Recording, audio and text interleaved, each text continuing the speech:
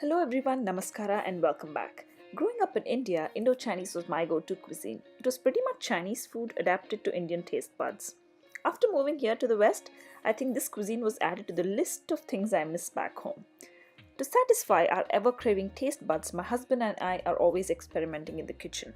So let's get rolling to prep our two-course Indo-Chinese menu for dinner.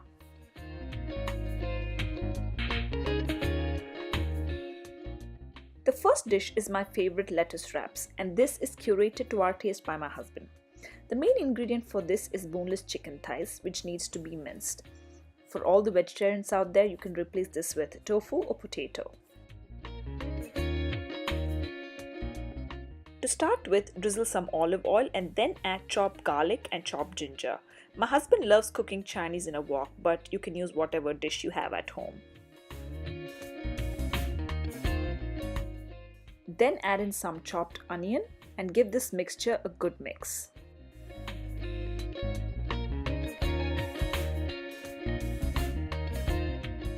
Once the smell of raw garlic goes away and the onions turn a little translucent, it's time to add the minced chicken in portions and mix it all together. When I say mince, it means the meat that's cut into cubes and not the meat that's grounded.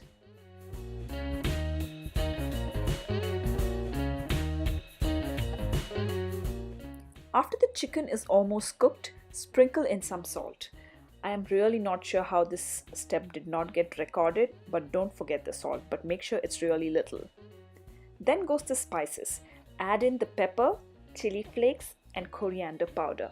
The amount here depends on how you like your spice level to be, so make sure you don't overdo it. Remember, it's all about enjoying your food, not crying over it.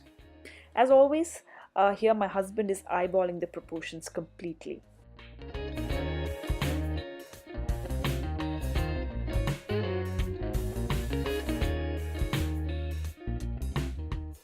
Once the spices are mixed well, stir in the sauces.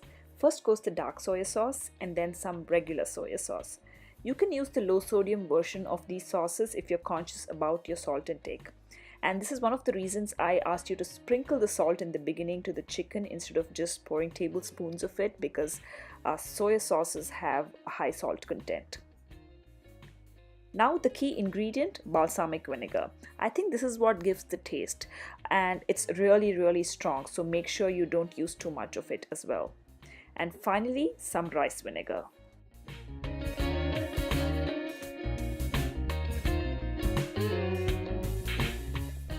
Once the sauces are soaked in, add in a generous amount of finely chopped spring onions and coriander for garnish.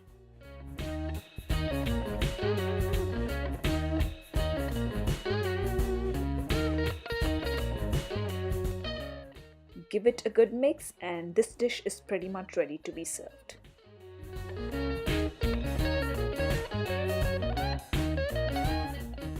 This recipe is nowhere close to what you eat at P.F. Chang's or any other Indo-Chinese recipe that you have tried. If you love chicken, spices and flavors, I totally vouch for this recipe.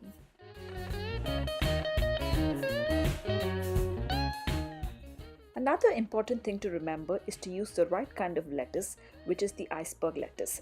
The other lettuce that you get in the stores is much harder and not suitable for this recipe at all. This dish has been a big hit in all our parties, so give it a try and enjoy the flavors. The next one is vegetable Hakka noodles. You should be able to find these noodles in any Indian store here in the West. We love the ones from the Ching's brand, which is our go-to for all the Indo-Chinese dishes that we cook. All you need to do is cook the noodles according to instructions. Once it's cooked, pour in some cold water over it so that they don't get sticky. Now in a wok, heat some sesame oil and olive oil as well.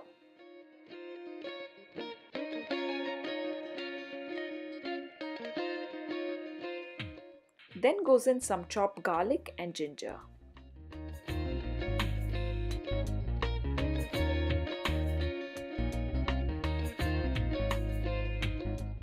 Time for some veggies.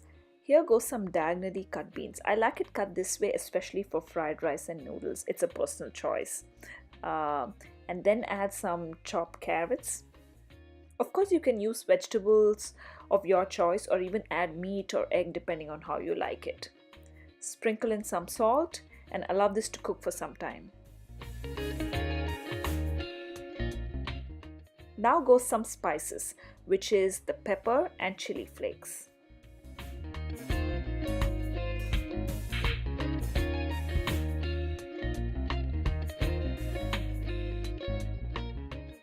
Then add in the shredded cabbage. Cook this for about 3 or 4 minutes. They should not be overcooked and still have the crunchiness to it. This applies to all the other veggies you use in the dish as well.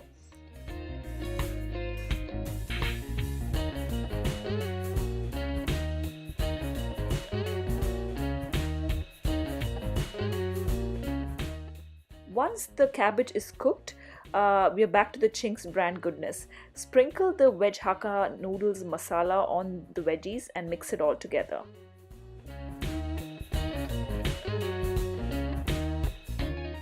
Slowly add in the cooked noodles and then sprinkle another round of the vegetable Hakka Noodles masala.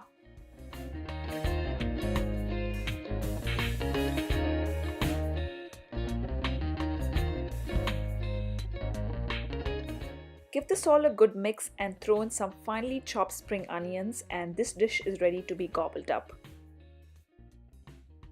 It would have been perfect with a veg Manchurian gravy, but we shall cook that another time. Whether it's a dinner date, party, or just another day in the kitchen, these dishes are definitely worth the table. Give these dishes a try and let us know how you liked it. Thank you all for stopping by. Like, share, and subscribe to my channel, and I shall see you all very soon. And don't forget to hit the bell icon for all the notifications.